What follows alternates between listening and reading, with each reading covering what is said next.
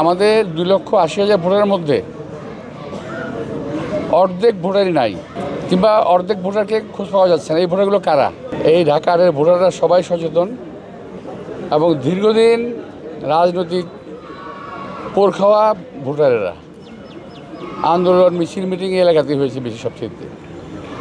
এই মতিঝিল, রমনা, শাহবাগ, পল্টন, শাহজাহানপুর এলাকাতেই, আবার আহত নিহত সংখ্যা এলাকায় বেশি। সুতরাং ধাপ্পা দিয়ে কোনো ভোট নেওয়া যাবে না জনগণের কাছ থেকে।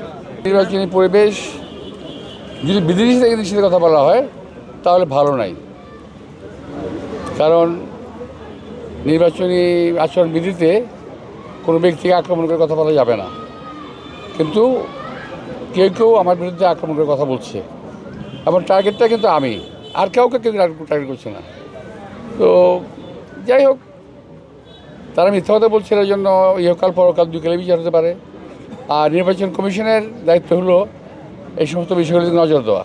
সানশাইন আটা ময়দা সুজি ভালোবাসায় তৈরি করছে না হলে এত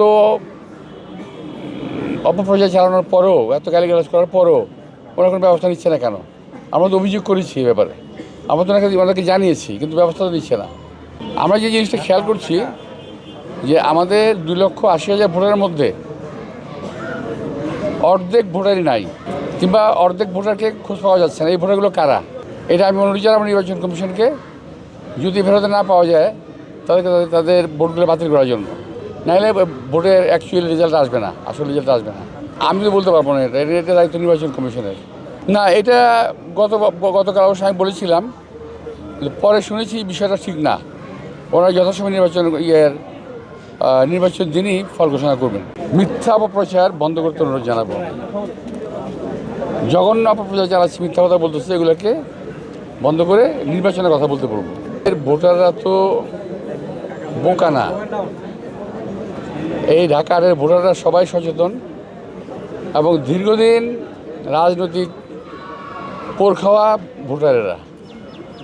আন্দোলন, মিছিল, মিটিং এই এলাকাতেই হয়েছে বেশি সবচেয়ে। এই মতিঝিল, রমনা, শাহবাগ, পল্টন, শাহজাহানপুর এলাকাতেই, আবার আহত নিহত সংখ্যা এলাকায় বেশি। সুতরাং ধাপ্পা দিয়ে কোনো ভোট নেওয়া যাবে না জনগণের কাছ থেকে।